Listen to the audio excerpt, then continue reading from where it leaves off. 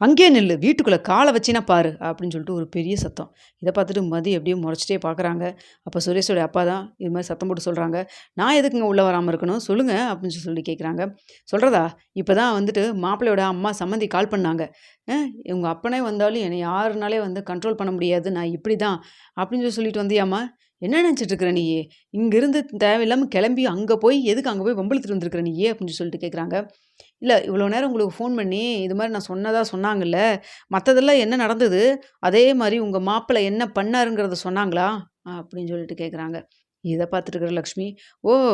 மாப்பிள என்ன பண்ணாரு? ஏது பண்ணாருன்னு நாங்க வந்து அதட்டி கேட்குற அளவுக்கு வந்துட்டு, நீ என்ன பண்ணிட்டு வந்திருக்கிற நீ அங்க? அப்படின்னு சொல்லி கேட்குறாங்க.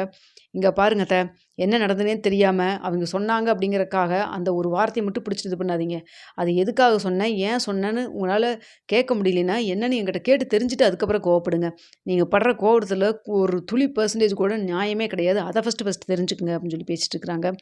நான் தான் சொன்னேன்லங்க, இவெல்லாம் நம்ம பேசணும்னா கண்டிப்பா எதிர்த்து எதிர்த்து இப்படி தான் பேசிட்டு இருப்பான்னு சொல்லிட்டு. அதுக்கு தான் சுரேஷுக்கு ஃபோன் பண்ணி வர சொல்லியிருக்கேன். வந்துருவான் இன்னும் 2 நிமிஷத்துல அப்படின்னு சொல்றாங்க. வரட்டுங்க, உங்க பையன் வரட்டும், இன்னும் யார் வேணா வரட்டும். எனக்கு நியாயம் கிடைக்கணும். அதுக்காக தான் நான் அங்க போய் பேசிட்டு வந்தேன். போன வேலை எனக்கு ஒண்ணும் திரும்ப வரப்போறதில்ல அப்படின்னு சொல்றாங்க.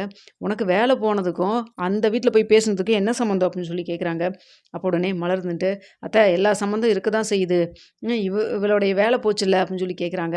அப்போ உடனே வந்துட்டு ஆ சொல்றாரு சுரேஷோடைய அப்பா.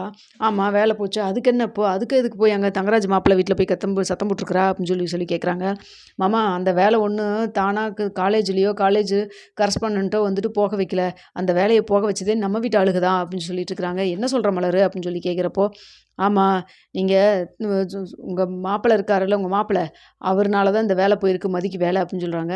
"என்ன சொல்ற? உளறாத எதையாவது. 1க்கு 2 இத கேட்டுட்டு" அப்படின்னு சொல்லிட்டு இருக்காங்க. அப்போ உடனே மதி இருந்துட்டு மலரெல்லாம் ஒண்ணும் அவைங்கலாம் ஒண்ணும் உளறல. நீங்க தான் வந்துட்டு அவைங்க சொன்னத கேட்டுட்டு என்கிட்ட சண்டைக்கு வந்துட்டுருக்கீங்க. ஏய் இத கேட்டது தெரிஞ்சதுக்கப்புறம் நான் எப்படி போய் அங்க சத்தம் போடாம இருக்க முடியும்? அப்படின்னு சொல்லி கேட்குறாங்க.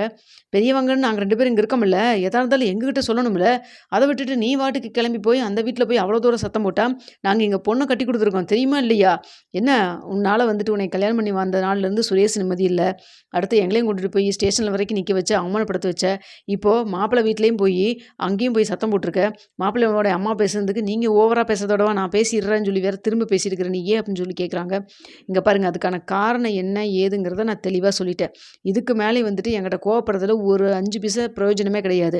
தேவையில்லாம என்கிட்ட பிரச்சனை பண்ணிக்கிட்டு இருக்காதீங்க. தள்ளுங்க நான் உள்ள போணும் அப்படின்னு சொல்றாங்க. நீ உள்ள எல்லாம் போ வேண்டாம் அப்படின்னு சொல்லி பேசிட்டு இருக்கிறப்ப கரெக்ட்டா சுரேஷ் வந்துடுறாரு. சுரேஷ் வந்துட்டு என்னாச்சுப்பா அப்படின்னு சொல்லி கேட்குறாங்க. இல்ல இவ பண்றதெல்லாம் நியாயமான்னு பாரு. எதுக்கு தங்கராஜ் மாப்பிள்ளை வீட்டுக்கு போய் சத்தம் போட்டுட்டு வந்திருக்கிறா அப்படின்னு சொல்றாங்க. அங்க எதுக்கு போனா அவ அப்படின்னு சொல்லிட்டு கேட்குறாங்க. அப்ப மலர் வந்துட்டு நடந்த விஷயத்தெல்லாம் சொல்றாங்க. "என்ன மாமாவா இந்த வேலை பண்ணாரு?" அப்படின்னு சொல்லி கேட்குறாங்க. அப்போ உடனே மதி இருந்துட்டு, "நீங்களும் உள்ள கூட்டு களவாணியா இருப்பீங்களோன்னு எனக்கு சந்தேகமா தான் இருந்தது. இருந்தாலும் ஆனா அவரே ஒத்துக்கிட்டாரு. நான் தான் பண்ணேன்னு சொல்லிட்டு. எதுக்கு இப்படியெல்லாம் பண்ணாரு? என்ன ஏது? இந்த வேலை எனக்கு போயிருச்சு தான். ஆனா இதுக்காக வந்துட்டு உலகத்துல இருக்கிற அத்தன காலேஜுக்கும் இவர் சொன்னா, இவர் சிபாரிசுல ஆளை சேர்த்த முடியும், ஆளை தூக்க முடியும்ன்ட்டுலாம் கிடையாது. இவருக்கு சிபாரிசு பண்ணா சில காலேஜ்ல வந்துட்டு ஏதாவது கேட்பாங்க தான். அதுக்காக வந்துட்டு எல்லா காலேஜும் கேட்பாங்கன்ட்டுலாம் கிடையாது. அதனால தான் சொன்னேன். என்னை யாருனாலயும் எதுவும் என்னோட வளர்ச்சி யாருனாலயும் கண்ட்ரோல் பண்ண முடியாதுன்னு சொல்லிட்டு. என்ன மட்டும் கிடையாது. தனி மனிதனோட ஒருத்தவங்களுடைய வளர்ச்சி பார்த்து பொறாமப்படவும், போட்டி படலாம். ஆனா அவிங்க வளர்ச்சிய நம்ம அழிச்சிறலாம். அவங்கள முன்னேற விடாம கிள்ளி கீழ போட்டுறலாம். அப்படின்னு யாருன்னு நெனைக்கிறது அது நடக்கவே நடக்காது இந்த காலத்துல. எல்லாத்துக்கும் எல்லாமே தெரியும்னு நான் நெனைக்கிறேன். தள்ளுங்க நான் வழி விடுங்க உள்ள போறேன் அப்படின்னு சொல்றாங்க. அப்படின்னு சுரேஷ் எதுவுமே பேசாம நிக்கிறாங்க. மாமா இப்படி பண்ணுவாருன்னு நான் நினைக்கவே இல்லப்பா அப்படின்னு சொல்லிட்டு இருக்கிறாங்க. அப்ப மலர் இருந்துட்டு, நானும் தான் இப்படி எதிர்பார்க்கவே இல்ல. தங்கராஜ் அண்ணன் இப்படி வந்தா பண்ணுவாருன்னு சொல்லிட்டு. கேட்கறக்கவே ரொம்ப சங்கடமா போயிருச்சு எனக்கு அப்படின்னு சொல்லிட்டு இருக்கிறாங்க. இத பார்த்துட்டு இருக்கிற உடனே சுரேஷோட அப்பா, சரிடா அவர் பண்ணதாவே இருக்கட்டும். ஆனா அட்லீஸ்ட் எங்கிட்டயாவது சொல்லியிருக்கணும்ல. நாங்க ஃபோன் பண்ணி என்னன்னு பக்குவமா கேட்டுருப்போம்ல அப்படின்னு சொல்றாங்க. அப்பா சொல்லியிருந்தான்னு வச்சுக்கோப்பா, கண்டிப்பா நீங்க கேட்டுருப்பீங்களாப்பா? அத எப்படிப்பா நம்ம கேட்க முடியும்? ரேவதிய கல்யாணம் பண்ணி குடுத்துருக்கோம்.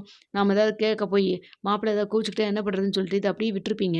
அதுக்கப்புறம் இந்த பிரச்சனை இன்னும் பெருசா தான் விரிஞ்சிருக்கும். சரி விடுங்க போய் கேட்டு வந்துட்டால்ல. டேய் என்னடா கேட்டு வந்திருக்கான்? அங்க போயி நீங்க என்ன வேணா பண்ணுங்க. நான் வேலையில சேர்ந்து தான் காமிப்பேன். நீங்க அழிக்க முடியாத வேலைய நான் சேருவேன். என் வளர்ச்சிய யாருனாலயும் தடுக்க முடியாது. உங்க அப்பனே வந்தாலும் தடுக்க முடியாதுன்னு சொல்லிட்டு வந்திருக்கிறா. அப்படின்னு சொல்றாங்க. இப்படியா பேசினா? அப்படின்னு சொல்லி கேட்குறாங்க. உனக்கு சந்தேகமா இருந்தா மாப்பிள்ளைக்கு நீயே கால் பண்ணி நீயே கேளுடா அப்படின்னு சொல்லிட்டு இருக்கிறாங்க. இல்லப்பா இந்த அளவுக்கு பேசிட்டு வந்திருக்காளா? அப்ப மாமா சும்மா இருக்க மாட்டாரே அப்படின்னு சொல்றாங்க. அதான் எனக்கு ஒண்ணும் புரியல. சரிப்பா நான் அப்படியே போய் என்ன ஏதுன்னு போய் பார்த்து பேசிட்டு வரேன்ப்பா அப்படின்னு சொல்றாங்க. "டேய் அவரு ஏற்கனவே செம கோவத்துல இருக்காரு. சம்மந்தி அம்மா தான் கால் பண்ணி இதெல்லாம் சொன்னாங்க. நான் ஃபோன் பண்ணோம். அதுக்கப்புறம் இது கேள்விப்பட்டதுக்கப்புறம், அப்ப கூட அவரு ஃபோன் எடுக்கவே இல்ல. வேண்டாம் விடு. இப்ப போனேன்னா அவரு இன்னும் கோவமா தான் இருப்பாரு. தேவையில்லாம பிரச்சனை தான் ஆகும்" அப்படின்னு சொல்றாங்க. "இல்லப்பா எனக்கு மாமா பத்தி எனக்கு தெரியும். நான் போய் பார்த்து பேசிட்டு வரேன்ப்பா" அப்படின்னு சொல்லிட்டு கிளம்புறாங்க. சுரேஷும் கிளம்பி அங்க போறாங்க. அங்க போனோனே பார்த்தா, தங்கராஜு ஹால்லயே முன்னாடியே உட்காந்து ரொம்ப கோவமா உட்காந்துட்டுருக்காரு. மாமா அப்படின்னு சொல்லிட்டு போறாங்க. "வாடா டேய்! என்னடா உன் பொண்டாட்டி என்னடா ஓவரா துள்ளிட்டு இருக்கிறா?" அப்படின்னு சொல்லி பேசுறாங்க. "மாமா இப்பதான் இந்த விஷயத்தெல்லாம் நான் கேள்விப்பட்டேன். இப்பதான் ஸ்டேஷன்லேருந்து வந்தேன். அவளுக்காக நான் மன்னிப்பு கேட்டுக்கிறேன். அவ இப்படிலாம் பேசியிருந்திருக்க கூடாதா? ஏதோ ஒண்ணு கோவத்துல பேசிட்டா போல இருக்கு" அப்படின்னு சொல்றாங்க. "கோவம் வந்தா என்ன வேணா பண்ணுவாளா? யாரும் கேட்கறக்கு இல்லையேன்னு சொல்லி நினைச்சிட்டு இருக்கிறாளா?" அப்படின்னு சொல்லி பேசுறாங்க. "இல்ல மாமா, ஏன் மாமா நீங்க வேலைய இப்படிலாம் பண்ணியிருக்கீங்கன்னு என்கிட்ட கூட ஒரு வார்த்தை சொல்லியே மாமா" அப்படின்னு சொல்றாங்க. "சொல்லியிருந்தா என்ன பண்ணியிருப்ப நீயி? ஏன் சொல்லு?" அப்படின்னு சொல்லி கேட்குறாங்க. "இல்ல தெரியாம தான் கேட்குறேன். இந்த விஷயத்த தெரிஞ்சிருக்கா? யார் மூலமா அப்படி தெரிஞ்சதுன்னு எனக்கு தெரியல. காலையில தான் அம்மாட்ட இந்த மாரி வந்து நான் சொல்லிட்டு இருந்தேன். ஒரு வேள உங்க அக்கா தான் பண்ணியிருப்பாளோ? ஏய் ரேவதி இங்க வா" அப்படின்னு சொல்லிட்டு சத்தம் போட்டு கூப்பிடுறாங்க.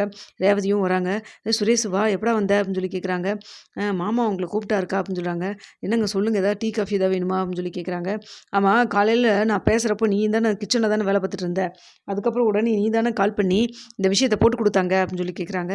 "நானா? எனக்கு எதுவும் தெரியாதுங்க." அ அப்படின்னு சொல்லி சொல்றாங்க. "என்ன வந்த உடனே வந்துட்டு இந்த விஷயம் உங்களுக்கெல்லாம் தெரியாதுல்லங்க?" அப்படின்னு சொல்லிட்டு, "அவ எதுக்காக இப்படி எடுத்தோனே பேசினா? எனக்கு எதுவும் சந்தேகம் வந்துரக்கூடாது அப்படிங்கிறக்காக தானே.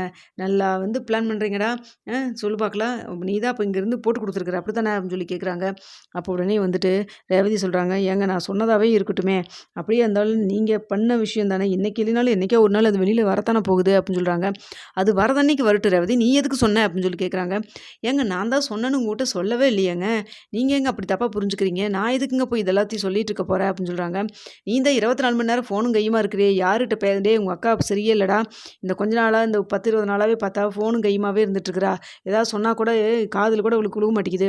வேலைய முடிச்சு அடுத்த கையோட பார்த்தீங்கன்னா, கிச்சன்ல ஃபோனும் கையோட எங்கேயோ ஒரு பக்கம் செவுத்தோட செவுரா ஒட்டி நின்னுகிட்டு யார்ட்டயோ சிரிச்சு சிரிச்சு பேசிட்டு இருக்கா. கேட்டதுக்கு அதெல்லாம் ஒண்ணும் இல்ல. ஃப்ரெண்டுகிட்ட தான் பேசுறேன், அம்மாட்ட பேசுறேன், அக்காட்ட பேசுறேன்னு சொல்லிட்டு ஏதோ மாத்தி மாத்தி சொல்லிட்டு இருக்கிறா. எனக்கு தப்பா படுதுடா" அப்படின்னு சொல்லிட்டு இருக்கிறாங்க. "என்னக்கா அதெல்லாம்?" அப்படின்னு சொல்லி கேட்குறப்போ, "டேய் அதெல்லாம் ஒண்ணும் இல்லடா" அப்படின்னு சொல்லி பேசுறாங்க. "எங்க ஃபோன வாங்கி நீயே செக் பண்ணு சுரேஷ்" அப்படின்னு சொல்லிட்டு இருக்கிறாங்க. இத கேட்டு, "மாமா என்ன மாமா? அக்கா அப்படிலாம் எதுவும் தப்பாலாம் பண்ண மாட்டாங்க.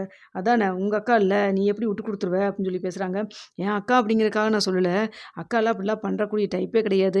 ஃப்ரெண்ட்ஸ்ட்ட தான் ஏதாவது பேசிட்டு இருப்பாங்களா இருக்கும் அப்படின்னு சொல்றாங்க. "சரி விடு நம்ம கதைக்கு வரலாம். இங்க பார்றா, அவ என்னமோ சவால் விட்டுட்டு போயிருக்கிறா. நீ ஒண்ணு பண்ணு. அவ வீட்ல போய் அவளுடைய சர்டிஃபிகேட் எடுத்துட்டு வந்து ஃபர்ஸ்ட்டு என்கிட்ட குட்றா" அப்படின்னு சொல்றாங்க. "சர்டிஃபிகேட் அவளுதா? அவ எங்க வச்சிருக்கான்னு எனக்கு எப்படி மாமா தெரியும்?" அப்படின்னு சொல்றாங்க. "அது உன் வீடு தானே, உன் ரூம் தானே, உன் பீரோ தானே, அதில தானே அவ வச்சிருக்க போறா. வேற எங்க வச்சிருக்க போறா? எடுத்துட்டு வந்து குடு" அப்படின்னு சொல்றாங்க. "தெரியலையே மாமா, அவ அவைங்க வீட்ல கீது வச்சிருந்தானா?" அப்படின்னு சொல்லி கேட்குறாங்க. "டேய் தேடி பாருடா, இங்க தானே வேலைக்கு போயிட்டுருக்கிறா. இங்க தான் வச்சிருப்பாளா இருக்கும். தேடி பார்த்துட்டு அந்த சர்டிஃபிகேட் எடுத்துட்டு வந்து குடு. நான் படிச்சிருக்கேன், சர்டிஃபிகேட் இருக்குது. நான் எங்க வேணா வேலைக்கு போவேன்னு" சொல்லிட்டு இருக்கிறா. "சர்டிஃபிகேட் இருந்தா தானே எங்கேயாவது வேலைக்கு அப்ளை பண்ணுவா, போவா. அந்த சர்டிஃபிகேட் என் கஸ்டடியில இருக்கட்டும்" அப்படின்னு சொல்லி சொல்றாங்க. இத பார்த்துட்டு ரேவதிக்கு செம கடுப்பாகுது.